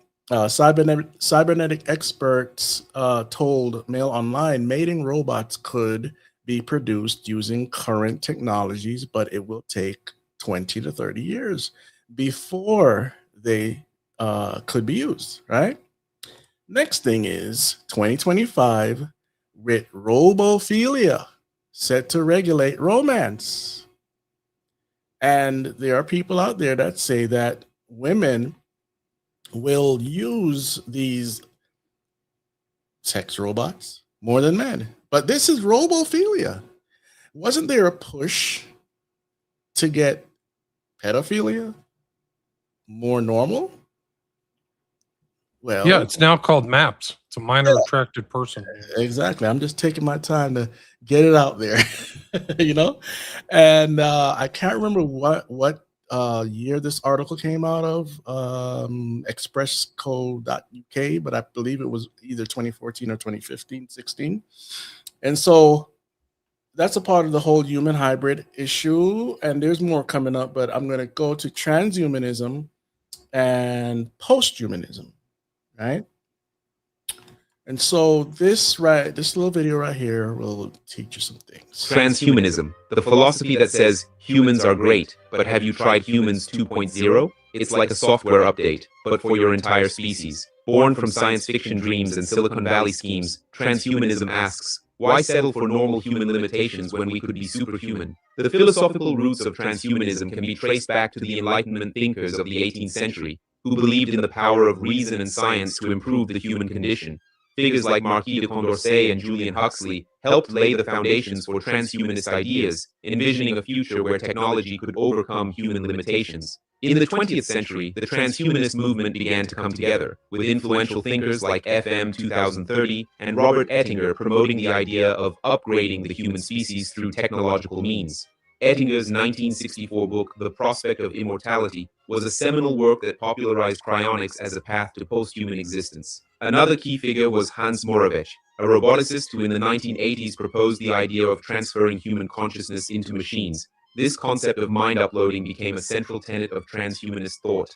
The 1990s saw the rise of the World Transhumanist Association, founded by philosophers Nick Bostrom and David Pearce. Bostrom's work on the philosophical and existential implications of advanced technologies has been highly influential in the field. More recently, prominent transhumanist thinkers include Ray Kurzweil, a futurist and director of engineering at Google, who has predicted a singularity where technological progress becomes so rapid that it leads to a transformation of the human condition. Genetic engineering is on the menu too, trying to bring designer babies to the table, but also designer adults. Critics worry transhumanism might create a divide between enhanced and non-enhanced humans, like high school cliques, but with quirks and superpowers. There are plenty of ethical concerns as well, but they argue the real ethical issue is not using tech to improve ourselves. So, whether you see transhumanism as humanity's next great leap or a sci-fi nightmare, one thing's clear. The future is going to be weird. A future where being yourself might require a user manual. But hey, at least you'll live long enough to read it. If you enjoyed this, you can like and subscribe, and I will see you in the next one. All right. So there's your very short breakdown of Transhumanism. Transhumanism. Okay, so we're gonna get to brain-computer interfaces and more transhumanism. So a brain-computer interface, sometimes called a brain-machine interface, is a direct communication link between the brain's electrical activity and an external device, more commonly a computer or robotic limb. BCIs are often directed at researching, mapping, assisting, augmenting, or repairing human cognitive or sensory motor functions. All right. And another breakdown here, brain-computer interfaces, BCI, are devices that create a direct communication pathway between a brain's electrical activity and what we just read, right? So brain chips are pretty much going to become a thing in the near future. They're already a thing, but it's not ubiquitous, okay? So we have 2045 Avatar project milestones. And this is on 2045.com. If you haven't watched the video or visited the website, you have a trove of information there that you can go research yourself. So from 2015 to 2020, a robotic copy of a human body, remotely controlled by BCI, brain-computer interface. From 2020 to 2025, an avatar in which a human brain is transplanted at the end of one's life. From 2030 to 2035, an avatar with an artificial brain in which a human personality is transferred at the end of one's life. And from 2040 to 2045, a hologram-like avatar. An avatar is a representation, embodiment of a Hindu god, but it's used in all sorts of different definitions now today. But that's right. They're talking about putting your soul into a hologram, basically. All right. I'm not saying all of this is going to happen. I'm just showing you their plans. This is transhumanism, guys. Okay. So I'm going to show you a video from 2045.com that explains everything to you in detail in a very short frame of time. Okay. Listen, take notes, and let's go. The 2045.com international social network for open innovation is expanding. Here, anyone interested may propose a project, take part in working on it, or fund it, or both. In the network, there are scientists, scholars, researchers, financiers, and managers. 2013 to 2014, new centers working on cybernetic technologies for the development of radical life extension rise. The race for immortality starts. 2015 to 2020, the avatar is created. A robotic human copy controlled by thought via brain-computer interface. It becomes as popular as a car. In Russia and in the world appear, in testing mode, several breakthrough projects. Android robots to replace people in manufacturing tasks. Android robot servants for every home. Thought-controlled avatars to provide telepresence in any place of the world and abolish the need for business trips. Flying cars. Thought-driven mobile communications built into the body or sprayed onto the skin. Thought for the brain, and allowing it interaction with the environment is created. The brain is transplanted into an avatar being, with organs to the operator.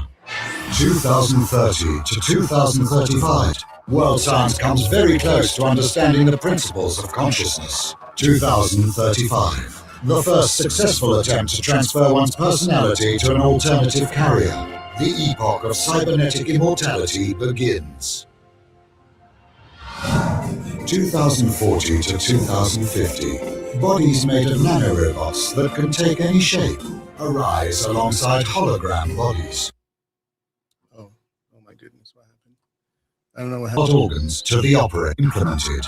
World science comes very close to understanding the principles of consciousness. 2035. The first successful attempt to transfer one's personality to an alternative carrier. The epoch of cybernetic immortality begins.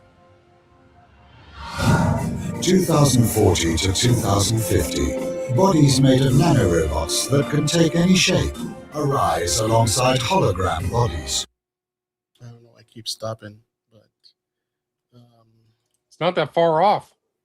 yeah, exactly. Let me see if I can get it to keep going here. 2040 to 2050. Bodies made of nanorobots that can take any shape arise alongside hologram bodies. Oh, let's keep stopping. But anyway, it's close to the end there. The 2045.com. You see that we're pretty close, but they're behind. But what are you seeing right now? The application of robots everywhere. Everywhere, yeah. Right? So we might see this person, this politician, these people that seemingly aren't a part of it, and they don't necessarily have to be a part of the core, but they could see this as, again, humanity's next step. We need to put robots in place. We need to have cars communicating together and all this. But all of this is transhumanism, because you have to transfer what we have as normalcy into abnormalcy, right? And most people aren't paying attention. And so they talked about the BCIs, right? So this next clip is from a video game developer, Gabe Newell. I just want to show you. See, notice I didn't show you anything about Elon Musk, because everybody knows Elon Musk is doing Neuralink. Right. But he's not the only person developing this stuff. So I'm going to play this clip right here. A lot of our product design discussions sound like science fiction. As soon as you're doing anything with neuroscience, you're like, it's indistinguishable from science fiction now. Our ability to create experience in people's brains that are not mediated through their meat peripherals will actually be better than is possible. Like, so you're just experiencing the world through eyes, but eyes were created by this low-cost bidder who didn't care about failure rates and RMAs, and if it got broken, there was no way to repair anything effectively. So, it's like totally makes sense from an evolutionary perspective, but is not at all, reflective of consumer preferences. So the visual experience, the visual fidelity will be able to create through, the real world will stop being the metric that we apply to the best possible visual fidelity, and instead it's like the real world will seem flat, colorless, blurry compared to the experiences that you'll be able to create in people's brains. Is that Alan Newell? Way in which I think Gabe Newell. it's like the Matrix said, and we'll create something that's like reality. And I think with BCIs, fairly quickly we'll be able to create experiences that are superior to what. But that's not where it gets weird. Where it gets weird is when who you are becomes editable through a BCI, right? So like, I'm feeling unmotivated today.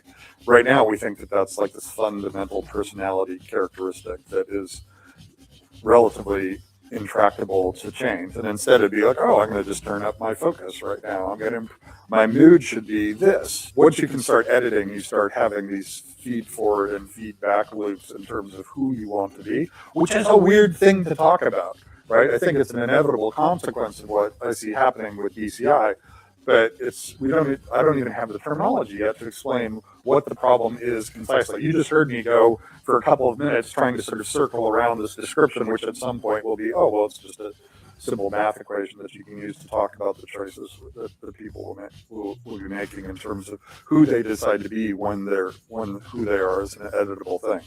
And then I think you'll end up in situations where the kinds of experiences that you have will be complicated choices that you make. Right now, we know the things that we like, but with BCI and with what's coming in terms of neuroscience, the experiences that you have will now be things that are created and edited for you. Like one of the early applications I expect we'll see is improved sleep, right? It's like sleep will now become an app that you run where you're like, I need this much sleep, I need this much REM, but it's now, rather than, I'll fluff my pillows this way and I'll take, Zolpidem to try to get myself to go to sleep. It's like, I just say, this is how I want to sleep right now. And it looks like an app running on your phone rather than this complicated thing. And most people will look at that and go, that sounds pretty nice. I got on this 12-hour plane and I basically said, I do not want to be awake for the next 12 hours. And I wake up completely refreshed with my circadian rhythm. People say, okay, this other stuff sounds scary. My friends have all done it, and they've all told me it works well. Okay, I'm going to go ahead and try that. Once you start thinking about brain-computer interfaces, you'd say, how can we create a hand? So, like some of the projects you're working on that we're involved with right now are related to creating synthetic hands for people who don't actually have hands, right? So, it turns out game engines are really useful because they simulate a lot of the information that you would need in order to create a simulated hand for somebody. And so the question, as soon as you do that, you say, can we give people a tentacle? And you think, brains were never designed to have tentacles. But it turns out brains are really flexible. Your body's ability to incorporate new things into it has to be flexible, because you use tools and you want to use the end of the tool as if it's part of your body. And you, in fact, if you look at the parts of people's brains that light up, it's exactly the same. You can make people think they hurt by injuring their tool, which is a complicated topic in and of itself. So it's probably going to be a lot easier for people to have these extraneous limbs. And it's just a question of how hard we can push it before we need to have medication-augmented neuroplasticity. All right. So he started off telling you that God created something that was broken. But no, God created something that was perfect and it's broken through sin. So, and then he goes on to tell you that we can perfect humanity. We can update you, upgrade you. We can edit you. We could put signals in and take signals out, and on and on and on he went. Go ahead. Yeah, it's just like you're seeing this theological debate just play out in real time in right now, in 2026. It's just like people who think that's imperfect and you got to tamper with it. Right. God's plan wasn't perfected. We can do our own thing. Yeah. Humanism 101, right? So we're almost done. So that's the T800. And the reason I'm showing this is because you see human skin on him, right? And he also has a neural, he has a BCI, but obviously it's artificial, so this is a short clip. You won't get hit for this. The CPU is a neural net processor, a learning computer. Right? So if anyone out there thinks the term neural link or neural processor is new, it's very old. This is from Japan. It's gross. So if you don't like gooey stuff, look away. Here we go.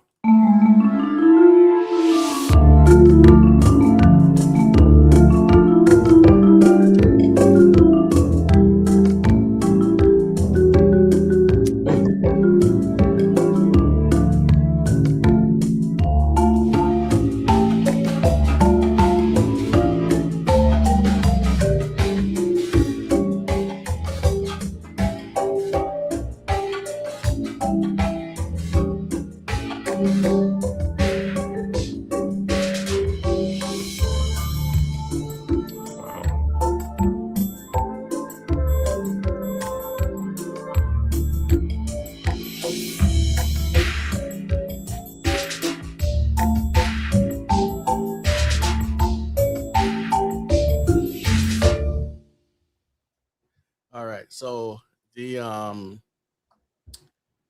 I said it before in the last show that they're developing skin, blood, muscles for robots, and it's been around for a while. So I'm just showing you. This is Japan, I think 2 years ago, creating these skins, and it looks weird and freaky, and they're using stuff to make it move. So that's a part of the whole human 2.0. Getting robots to be everywhere that look just like us. There's a TV show called Humans that you need to check out. Pretty freaky. And so let's keep going because we're running out of time. So we're at 142. Yeah, this next one is a lot of grounds.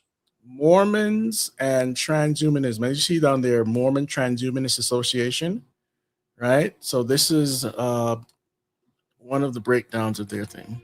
Mormonism is, above all other things, change toward and fully immerse both our bodies and our minds in the role of Christ. To become gods and saviors, to console and to heal, and to raise each other up together. This is the heart of Mormonism. This underlies Mormon transhumanism. Mormons situate ourselves today in what we call the dispensation of the fullness of time, as a time of great advancement in knowledge and power, when we should expect the sciences to flourish. Immortality is physical, it's embodied. There is in Mormonism this notion of progressively improving bodies as well. We have this idea of a transfigured being receives a certain quality of body, then a resurrected being receives an even better body, more robust body. I am a transhumanist, not despite my Mormonism, but rather I'm a transhumanist because of my Mormonism. My Mormonism mandates transhumanism. Our scriptures require implicit transhumanism. And many Mormons are transhumanists, not because we were trying to find a solution to fix our religion. Our religion led us to transhumanism. We feel a spiritual mandate to engage in transhumanism. Spiritual mandate seems to be the theme here, right? Now this one is a short trailer about this freaky looking robot here. So let's move on. So this is Emo, our 5th generation face robot. It's really a platform to study this very important communication channel for humans, which is facial expressions. That is astounding. We ended up just letting these robots watch themselves in the mirror, learn to make faces, learn what they look like, and then watch YouTube. Within a few hours, they learn how to make all kinds of faces, smile, frown. They're just learning by watching people. Can we really say these robots are self-aware? I think it's not a black and white question. They're definitely not self-aware at a level of a human. There's no doubt about that. But they're tiny little bit self-aware. And that level of self-awareness will grow. Robots are sort of like children right now, but they'll evolve. And they'll evolve rapidly. All right. Anything to say about that before I go to the next one? Yeah, go ahead. It's just like accelerating. Right. So these are two news anchors who kind of awkwardly try to explain transhumanism, and we're almost done, guys. Nanotechnology, genetic selection, even brain implants. Sounds like science fiction, but it's actually real. Yeah, they're coming to a hospital near you in this month's Big Idea. Ben Simino shows us some of the incredible breakthroughs happening right now.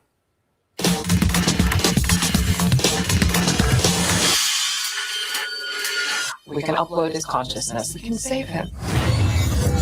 The merging of man and machine, creating a superhuman. Your friends, they don't know the danger. Yes, this is fiction, the Johnny Depp movie Transcendence. The mind of Depp's character is uploaded onto a computer and it spirals out of control. It's a big idea, a man backed with the power of a machine. Some call it transhumanism. The dictionary definition of transhumanism would be the belief that we can push past the limits of human abilities. That sounds awfully futuristic, but author, dreamer, transhumanist Ramez Nam says that future is already here. Our age already looks very science fiction to someone born a century ago. If you use an iPhone, you're sort of a transhuman to a certain extent. You have these new abilities we didn't used to have. But what if you can't hear or see? Let's take things a step further and go inside the body. That's where technology is leading to amazing advances. I think the future is limitless. Dr. Sean McMenemy is a surgeon at Manhattan's NYU Langone Medical Center, who on a regular basis places implants in the brain. That's right, the brain. Resistance is futile. No, we are not the Borg, the half-human, half-robot species from Star Trek, but brain implants are, these days, normal, especially for people without a critical link like a damaged or missing nerve connecting the ear and brain. Before the advent of the brainstem implant, there was nothing available for them. They were going to be without sound for their entire life. As an audiologist, Dr. Bill Shapiro teaches patients how to translate electric signals sent by the implant into sounds. So what do they hear? How quickly do they hear? It depends on the patient. It's variable. There are patients that are able to understand speech almost immediately. Implants are limited for sure, but they give new hope. Left leg up. Helping the paralyzed regain movement in Kentucky and the blind to see in Michigan. Just this January, patients there received the first U.S. implants of a bionic eye, engineered by the company Second Sight. So we're going inside the body to help people hear and see. But what about fight disease? Well, thanks to nanotechnology, that's about to happen, giving the phrase under your skin a whole new meaning. Right here is the plaque. Okay. Plaque buildup. At Columbia University Medical Center, Dr. Ira Tavis is working on a nanoparticle to slow down the buildup of plaque in arteries, which can lead to a heart attack. His nanoparticles, designed with Harvard doctor Omid Farrokhzad, are cloaked in stealth technology, bind themselves to the plaque, and deliver drugs on the spot. Nanoparticles also have huge potential in treating cancerous tumors. You can get exactly the drug you want, exactly the place you want it. But maybe cancer and heart disease will become a thing of the past. Technology is about to let parents combine their DNA virtually to see if a potential child is genetically likely to develop disease. Some worry it could lead to designer babies, but it excites Ramez Nam. I'm not sure that selecting some of the genes for our children is that different than selecting what schools they go to, picking their diets, picking what books we read them? It's all about making mankind stronger, smarter, and healthier. Who doesn't want that? Ben Simino, Fox 5 News. All right. So they always tell you the pros, not the cons. Don't worry. This is safe. This is the next leap in evolution and humanity, and we'll wipe out diseases and all these platitudes.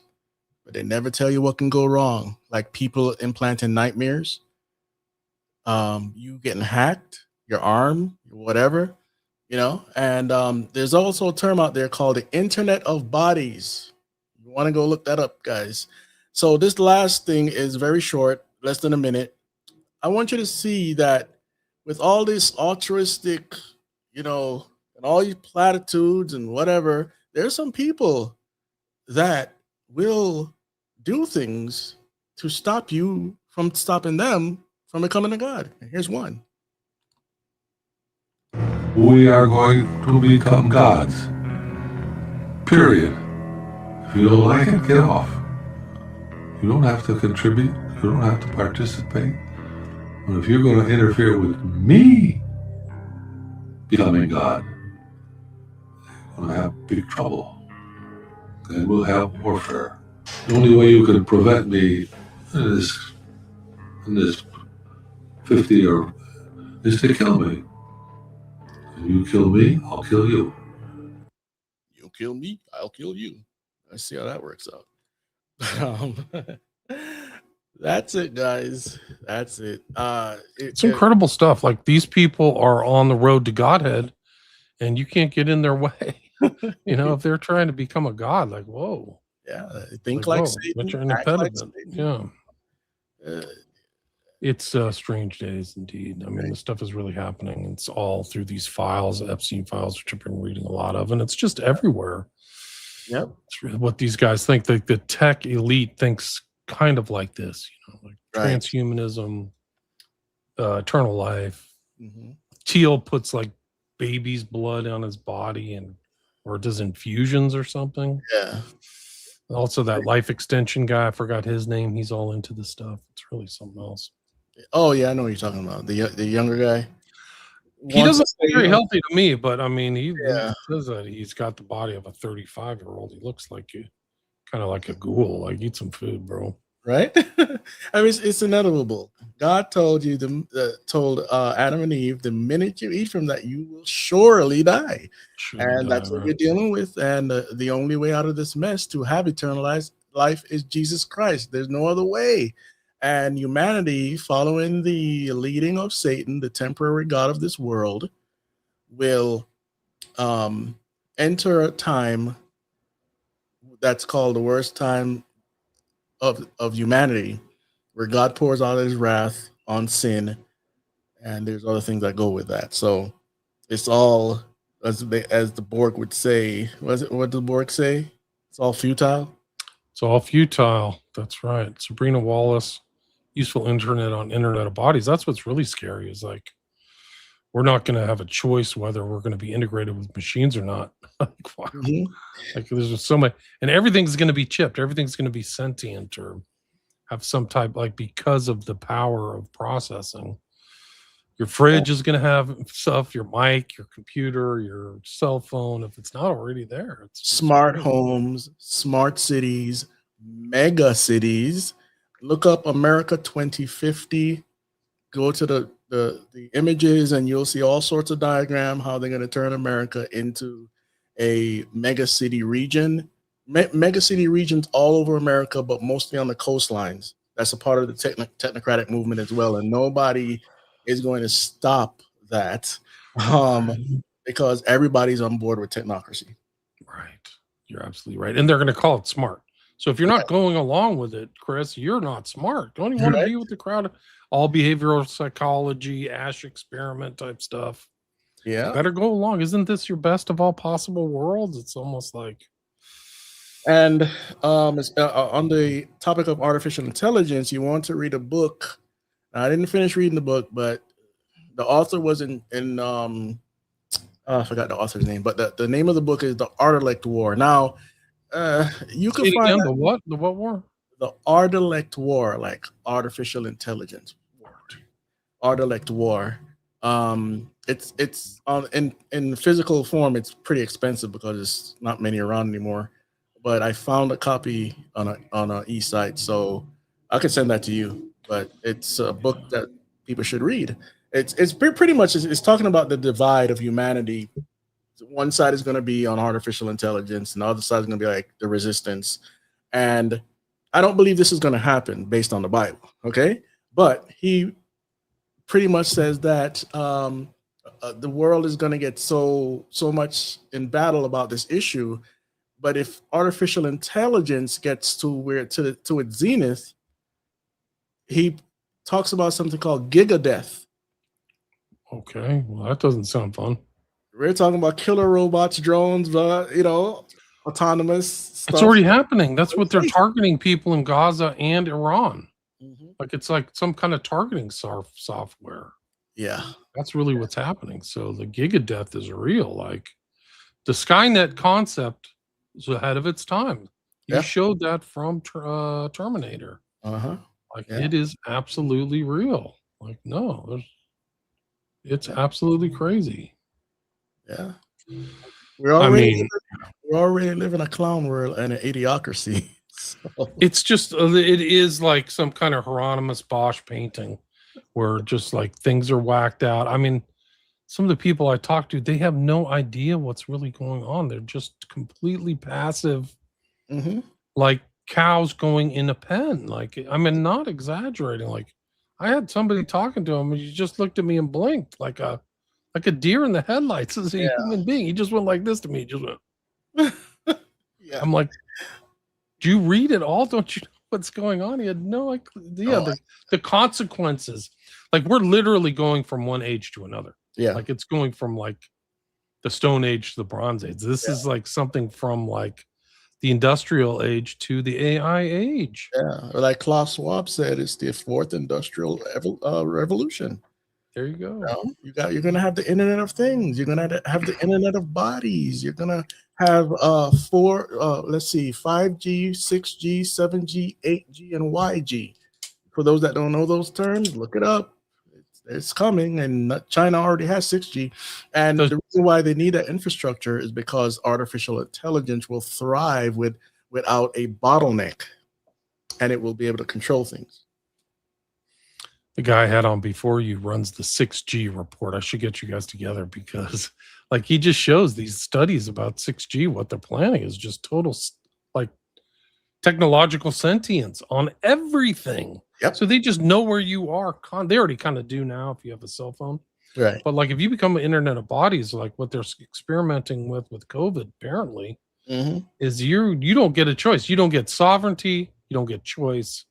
And there's always some psychopath who wants to treat people in the worst way possible. And that's just kind of like, whoa. So, and it's like, at least have a choice in it. Like that's what these shows and all the research you do.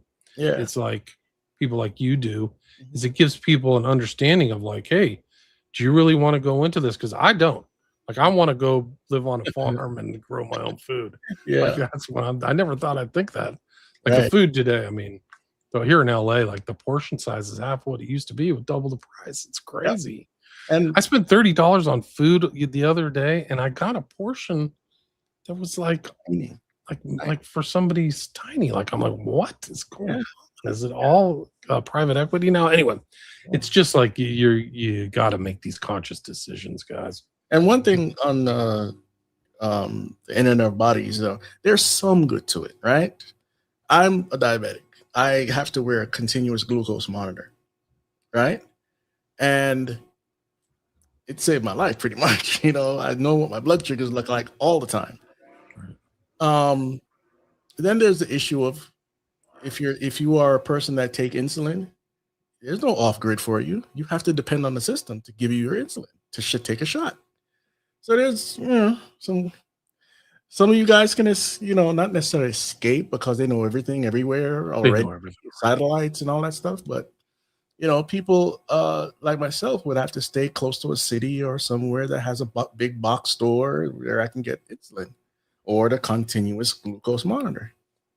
Right. wearables. There was an article, you could search this all over the place, where a lot of people are going to be wearing wearables. Right. That's the internet of bodies. They're already doing it now. They sell it to you as like a positive. It's these workout things, you know. Oh yeah, Like the the smart band or whatever. Like, hey, you can monitor your heart rate and all this stuff. Like, whoa, that's going straight to Jeff Bezos, guys. Yeah, all the echoes, the Ring doorbell. These corporations buy up all these companies and fuse them into one, and there you have a whole grid. They're probably like 3 corporations, like the tech. Yeah, no, that own it's like a science fiction movie, man. It's Exactly. like Blade Runner, Philip K. Dick. Right. I bought this stuff from Amazon, and it has on there something on the label that I've never seen before.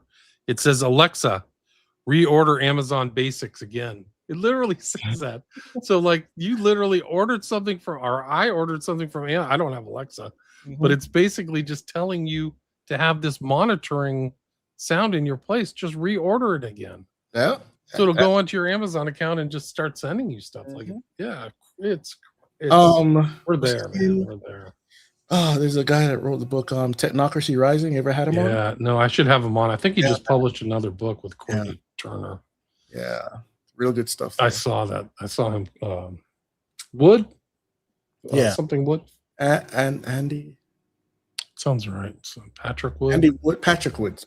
Andy's the preacher. Yeah, I know I should reach out to him. I saw that they came out with a new book, and I should have him on to talk about it. I've just been busy with other stuff. Traveled last week. Yeah. Chris, we are at the 2-hour mark. Is there anything you'd like to add? Anything I missed? Where can people find your work? What have you been working on? Well, just pay attention to what's going on around you. There's more to this talk, but you know, if you ever have me back on, I'll do the rest. And just reach out. Don'tLetThemBurn.com. You can reach me on Telegram, YouTube, Rumble, X. Those are the main hubs. If you have a question, you can shoot it there. And go to the archives. We have a lot of interesting stuff to talk about with tech, genetics, Hollywood, comic books, video games, and a bunch of other subjects in between. So you're being exposed to these ideas, guys, like just like Chris is showing through all the common culture. It's all there. Like it's almost like we're at a time where we have the same arguments. Maybe we're just so oversaturated, but it's like the philosophies are really in front of your face. Like, what's your impression and how you're going to do it, and how do you respond to that stuff? Yeah. And besides myself talking here, how many times did you hear the term evolution put in front of your face over and over and over again? It's what it is. So, you know, trust the science too. You know, just like it's just we're all being bombarded with that stuff. Did you ever have Billy Crone on your show? Oh yeah. Oh, so he's been on there. I gotta go and listen to those. I gotta catch up. Don't Let Them Burn YouTube. You have a link tree too, right? I think you said it to me last time. Yes, so I'll re-put the link tree up there. And we had 365 live listeners. So thanks everybody for listening on all platforms. If you're only hearing this show, I keep getting people to say, they're probably not even listening, but if you are listening to the audio that's on speaker, you can go to one of the sites I mentioned at the intro or go to Chris's YouTube and watch it live. I'm going to give him the video, but you can also watch it on my YouTube, William Ramsey Investigates, X, Rumble, or Rockfin. You can see the live slides and the videos that Chris showed. So you don't have the only option, you just have to check the tab button in YouTube too. Because YouTube, what YouTube did, it used to only be videos. But now when I upload my stuff to Spreaker, it goes to their audio only site. So you can just do audio too if you like, if you prefer that. But if you really want to watch the video, and eventually it looks like iTunes and Spreaker or Spotify have video. So a lot of the stuff, video stuff, my old videos I have to upload and re-upload and do all that stuff. But you do have an option. You do have an option to do that. And you can also check out my Patreon where I upload everything. William Ramsey Investigates. There's just a lot of options there, but you also I have 5 books. People can check those books out. Crowley books. I've got stuff on who we mentioned, Aquino today, which is in the global death cult. Pretty dark stuff about Aquino. My older shows about Aquino. Anyway, anything you'd like to add before I wrap it up, Chris? Anything else? The last thing I'll say is this is not about fear. This is about information. And if you're not saved, turn to Jesus Christ today. And I'll end with that. Amen. Great way to end it. Thanks so much for your time, Chris. And thank you. Have you back soon. Thanks. Stay there.